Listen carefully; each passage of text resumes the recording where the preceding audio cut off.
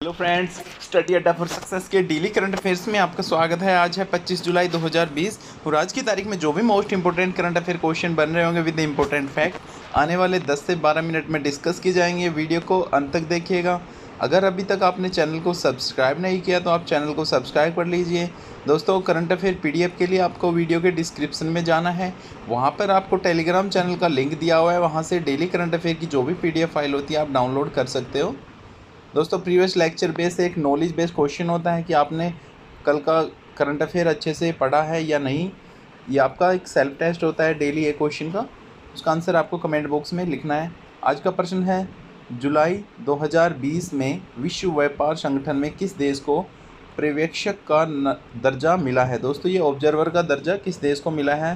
ये 4 ऑप्शन आपको दिए गए। इनमें से आपको सही उत्तर कमेंट बॉक्स में लिख के बताना है कि इनमें से कौन सा देश है जो विश्व व्यापार संगठन में पर्यवेक्षक बना है 2020 जुलाई में।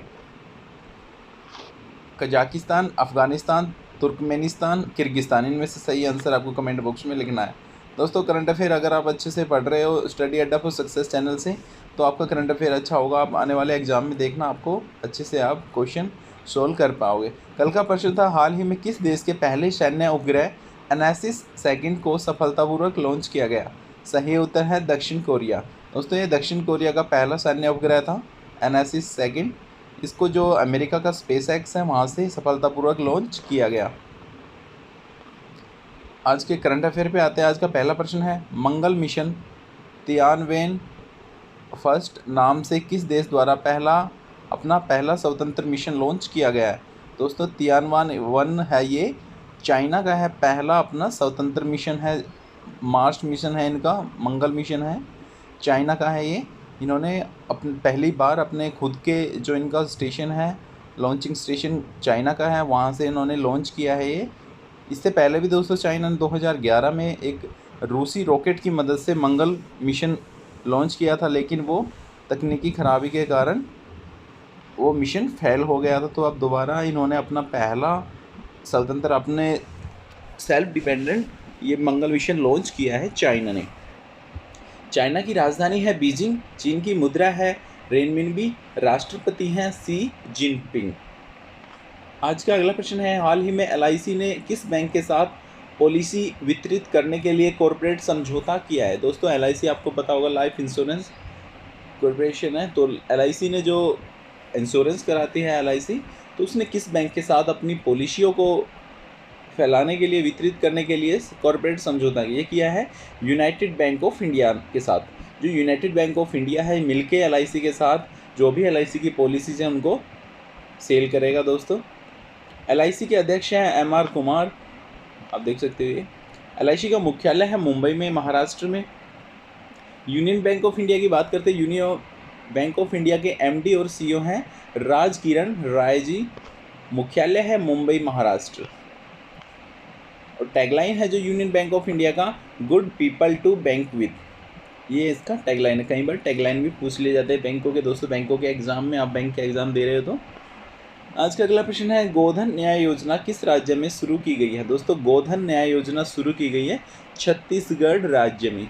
छत्तीसगढ़ राज्य में जो भी पशुपालक हैं उनके लिए दोस्तों ये योजना शुरू की गई है, गोधन न्याय योजना। इसमें जो भी गोबर होता है गाय का, उसको सरकार खरीदेगी 2 रुपये प्रति किलोग्राम की रेट से। दोस्तों, उसका फिर उसमें कंपोस्ट डाल के फिर उसको दोबारा भी सेल करेगी। वो जो भी किसान पशुपालक उसको लेना चाहेंगे उसके लिए फिर वो दोबारा उसको रिसाइकल करके वितरित करेगी। दोस्तों, छत्तीसगढ़ राज्य में शुरू की गई है। जो मुख्यमंत्री हैं भूपेश बघेल जी, उन्होंने इसका उद्घाटन किया है।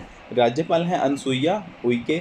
यहाँ पर विधानसभा की सीटें हैं 90, राज्यसभा की सीटें हैं 5, लोकसभा की सीटें हैं 11। दोस्तों, छत्तीसगढ़ एकमात्र राज्य है जहाँ से जो इंटरनेशनल स्टैंडर्ड लाइन है, जहाँ से भारतीय मानदंड रेखा है और जो इक्वेटर है, दोनों पास करती है इस राज्य से।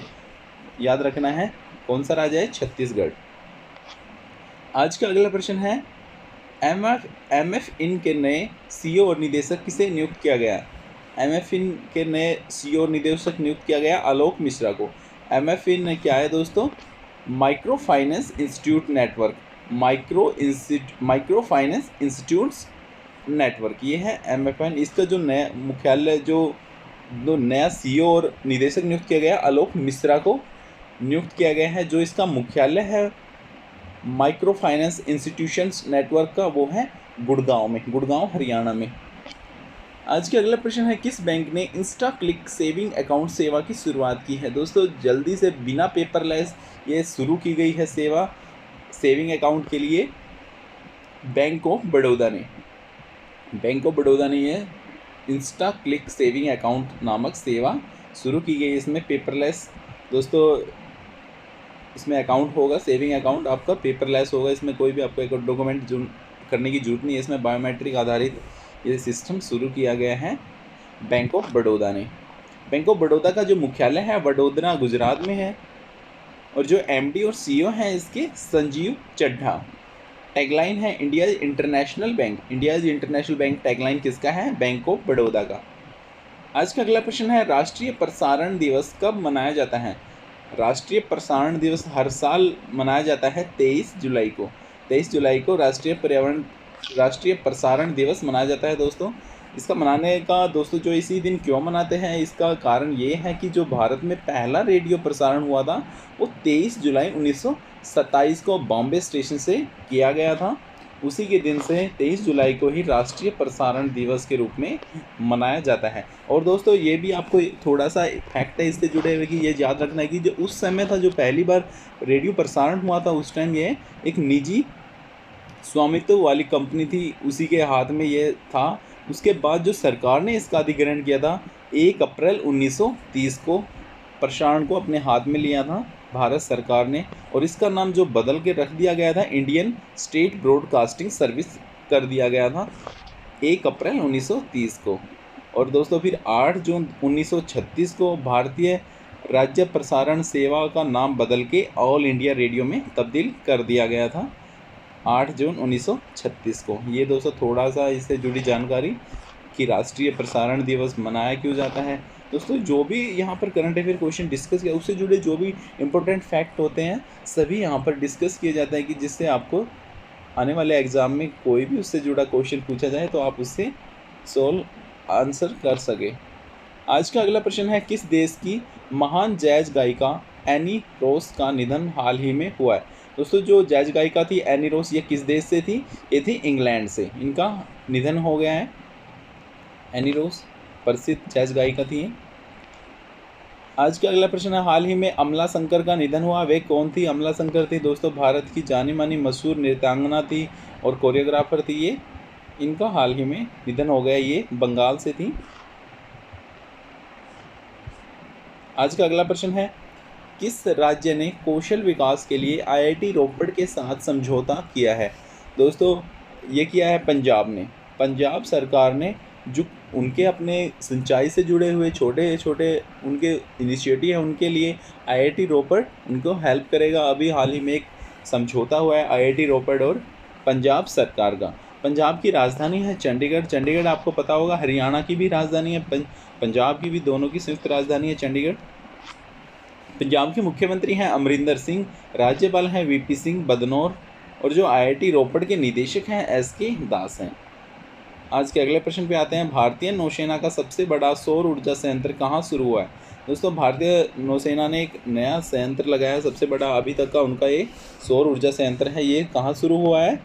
ये हुआ है एजीमाला में। एजीमाला जगह है केरला में, जो भारतीय नौसेना का वहाँ पर एक ऑफिस भी है दोस्तों।